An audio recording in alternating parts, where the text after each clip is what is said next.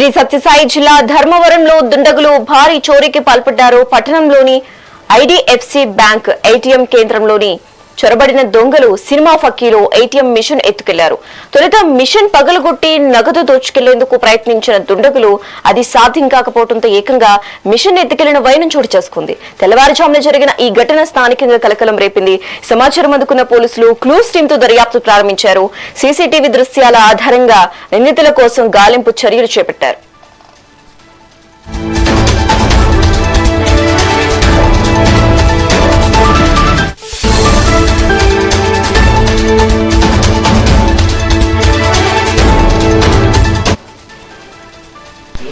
శ్రీ సత్యసాయి జిల్లా ధర్మవరంలో దుండగులు భారీ చోరీకి పాల్పడ్డారు. పట్టణంలోని ఐడిఎఫ్సి బ్యాంక్ ఏటీఎం కేంద్రంలోనికి చొరబడిన దొంగలు సినిమా ఫక్కీలో ఏటీఎం మిషన్ ఎత్తుకెళ్లారు. తొలుత మిషన్ పగలగొట్టి నగదు దోచుకెళ్లేందుకు ప్రయత్నించిన దుండగులు అది సాధ్యం కాకపోవడంతో ఏకంగా మిషన్ ఎత్తుకెళ్లిన వైనం చోటు చేసుకుంది.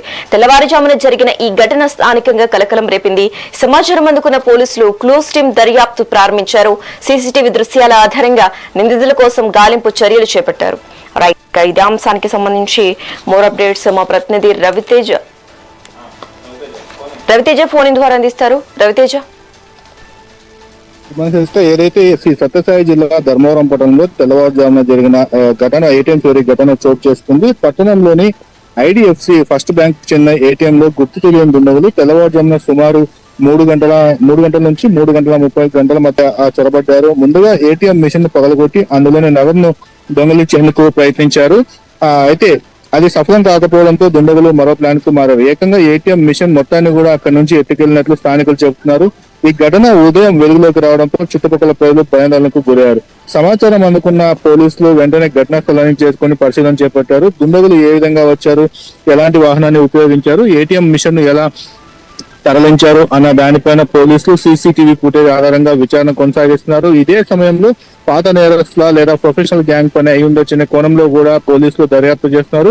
మరికొద్ది సేపట్లో ఘటనా స్థలానికి జిల్లా ఎస్పీ కూడా రానున్నారు. ఎందుకంటే ఏటీఎం మిషన్ లో నగదు ఎక్కువగా ఉన్నట్లు కూడా మనకు సమాచారం అందుతుంది. అయితే బ్యాంకు అధికారులు అక్కడికి చేరుకుని మిషన్ లో ఎంత డబ్బు నగదు ఉందన్న అనేది విషయం చెప్తారు. దీనికి సంబంధించి కూడా జిల్లా ఎస్పీ కూడా అక్కడికి చేరుకుని విచారణ చేస్తున్నారు. అయితే మొత్తానికి ధర్మవరం వంటి పట్టణంలో ఏకంగా ఏటీఎం మిషన్ ను ఎత్తుకెళ్లడం పోలీసులకు సవాలుగా మారింది. గతంలో కూడా శ్రీ సత్యసాయి జిల్లాలో ఇలాగే బ్యాంకు చోరీలకు కూడా గతంలో చాలా మంది పాల్పడ్డారు. ఇప్పటికి కూడా ఆ కేసు కూడా విచారణ కొనసాగుతుంది. ఇప్పటికే గతంలో జరిగిన కేసులో కూడా సుమారుగా ₹1 కోటి వరకు రికవరీ చేశారు. ఇంకా నగదు కూడా రికవరీ చేయాల్సింది. అయితే ఇదే తరుణంలో ఏటీఎం కూడా చోరీ అవడంతో ఆ గ్యాంగే ఈ చోరీకి పాల్పడిందా అన్న కోణంలో కూడా పోలీసులు విచారిస్తున్నారు. Thanks for the updates Raviteja.